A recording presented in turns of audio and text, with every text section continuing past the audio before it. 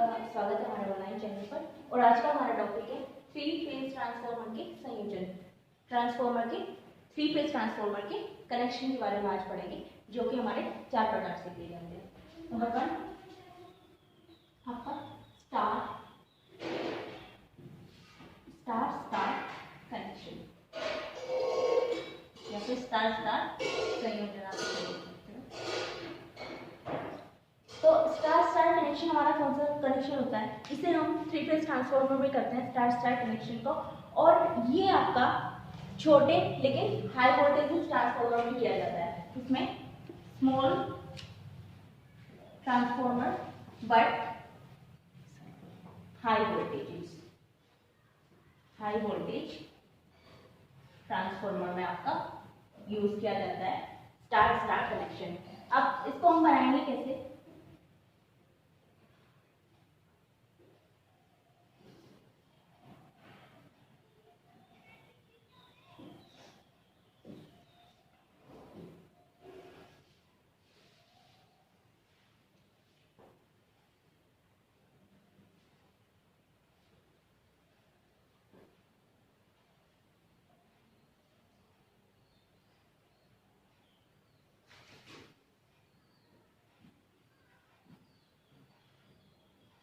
ये हमारा इसका कनेक्शन डायग्राम है। यहाँ पर आपके R/B और R/B, ठीक है। तो ये आपका कौन सा कनेक्शन है? स्टार स्टार कनेक्शन, ठीक है। और यहाँ पर ये आपका क्या बन गया है? स्टार स्टार कनेक्शन बन गया है, ठीक है। ये आप primary as a primary use करोगे और ये सेकेंडरी आपका, ठीक है। यहाँ पर इस कनेक्शन में, स्टार कनेक्शन में, मैंने आपको लास्ट मतलब जो आपका चैप्टर था पॉलीफेज सिस्टम, उसी में मैंने पढ़ाया हुआ था आपका कि स्टार कनेक्शन में आपका एक न्यूट्रल पॉइंट होता है, ठीक है। तो यहाँ पर आपका एक न्यूट्रल भी होगा, R/B फेज के साथ एक न्यूट्रल होगा, ठीक है।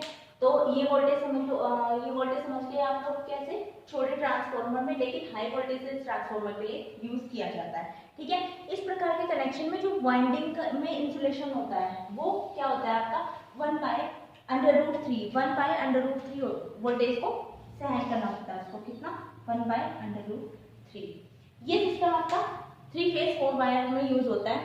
थ्री फेज 4 वायर के लिए आप इसे यूज करते हो। इसके लिए थ्री फेज 4 वायर, ठीक है। थ्री फेज 4 वायर में आप इसको यूज करते हो। अच्छा, एक इसकी आपकी क्या है डिमेरिट है, मतलब इसकी एक, ये सिर्फ किसके लिए यूज होता है? सिर्फ आपका बैलेंस लोड के लिए इसको यूज करते हैं। आप अनबैलेंस लोड के लिए ये आपका यूज नहीं होता है, ठीक है। इसको आप सिर्फ बैलेंस। सेकेंड है आपका delta delta connection. Delta delta connection. तो इसका थोड़ा कनेक्शन डायग्राम देखें आप पहले।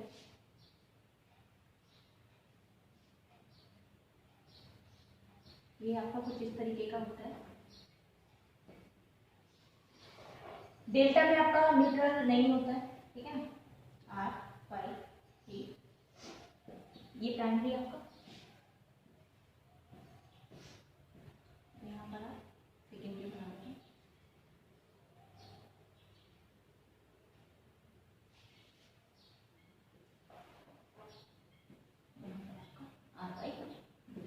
ये आपका सेकेंडरी है, ठीक है। ये आपका डेल्टा डेल्टा कनेक्शन होता है। ये आपका किस तरीके का संयोजन होता है? ये कनेक्शन आपके बड़े ट्रांसफार्मर लेकिन लो वोल्टेज ट्रांसफार्मर के लिए यूज होता है। किसके लिए? आपके बड़े ट्रांसफार्मर बट लो वोल्टेज, जो आपके वोल्टेज को लो करते हैं। ये आपका बैलेंस लोड पर वर्क नहीं करता है, सिर्फ अनबैलेंस लोड पर ये वर्क करता है। किस पर वर्क करता है? आपका अनबैलेंस लोड पर। अनबैलेंस कंडीशन में आपका काम करता है, ठीक है। तो डेल्टा डेल्टा कनेक्शन आप समझ गए। थर्ड है आपका star delta connection. Star delta connection,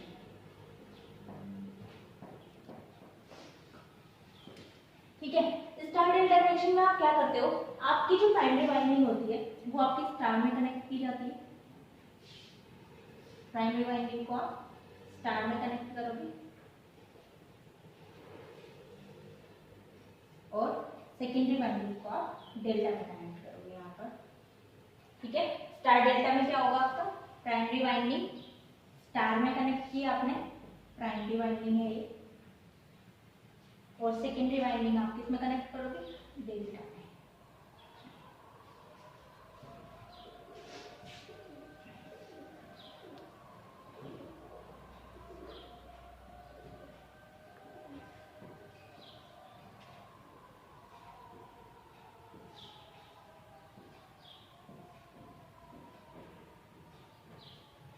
ठीक है, तो ये आपका कौन सा कनेक्शन है, स्टार डेल्टा कनेक्शन। इस कनेक्शन को आप नॉर्मली पावर स्टेशन में आप यूज करते हो इस कनेक्शन को। ठीक है, कहाँ पर यूज करते हो आप, मेनली इनका पावर सब स्टेशन में।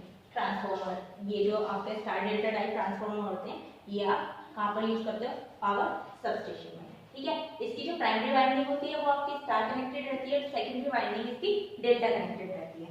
ठीक है, पावर सब स्टेशन में इसका यूज किया जाता है। कहाँ पर, इसका पावर सब स्टेशन में।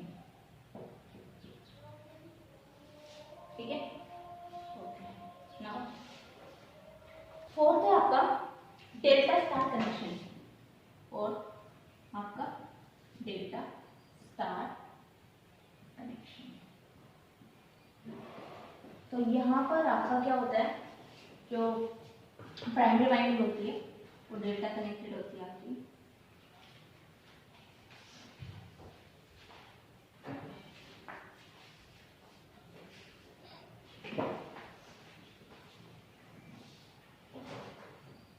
प्राइमरी वाइंडिंग आपकी डेल्टा कनेक्टेड, और सेकेंडरी वाइंडिंग स्टार कनेक्टेड।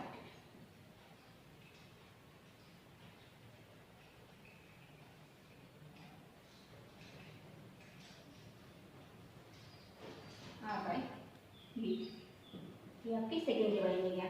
तो स्टार डेल्टा स्टार कनेक्शन में क्या होता है, आपकी प्राइमरी वाइंडिंग डेल्टा कनेक्टेड रहती है और सेकेंडरी वाइंडिंग स्टार कनेक्टेड रहती है। ठीक है, ये कनेक्शन आपका स्टार्टिंग में जो आपकी वोल्टेज होती है, ट्रांसफार्मर में जो वोल्टेज होती है उसको हाई करने के लिए यूज किया जाता है इस कनेक्शन का, डेल्टा स्टार कनेक्शन का, स्टार्टिंग वोल्टेज को हाई करने के लिए। इसका यूज आपका जो ट्रांसमिशन लाइन में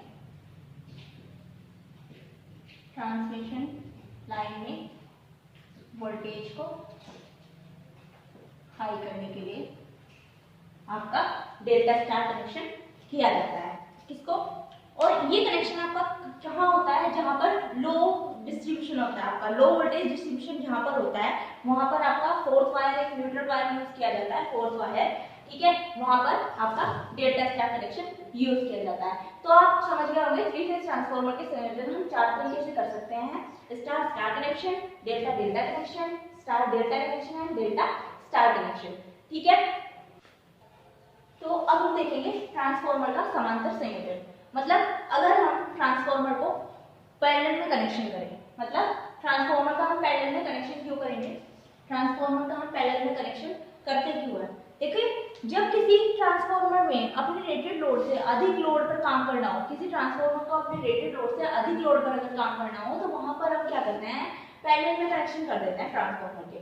ठीक है, रेटेड लोड से अधिक लोड पर काम करने के लिए हम क्या कर देते हैं, पैरेलल में कनेक्शन कर देते हैं। तो उसके लिए अपनी अपनी कुछ कंडीशन होती है। तो यहाँ पर आपकी सिंगल फेज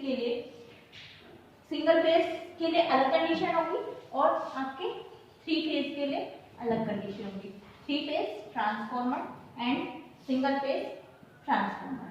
ठीक है, तो सिंगल फेज के लिए जो कंडीशन होगी वो आपकी क्या होनी चाहिए, ट्रांसफार्मर की पोलैरिटी सेम होनी चाहिए। यहाँ पर आपकी ट्रांसफार्मर की पोलैरिटी क्या होनी चाहिए, सेम होनी चाहिए। अगर आप कनेक्शन कर रहे हो उसका पैरेलल में, पोलैरिटी सेम होनी चाहिए। यहाँ पर ये कंडीशन आपकी थ्री फेज में भी ये कंडीशन अप्लाई होगी, पोलैरिटी सेम होनी चाहिए। दूसरी चीज है आपका वोल्टेज रेशो सेम होना चाहिए, सेम वोल्टेज रेशो।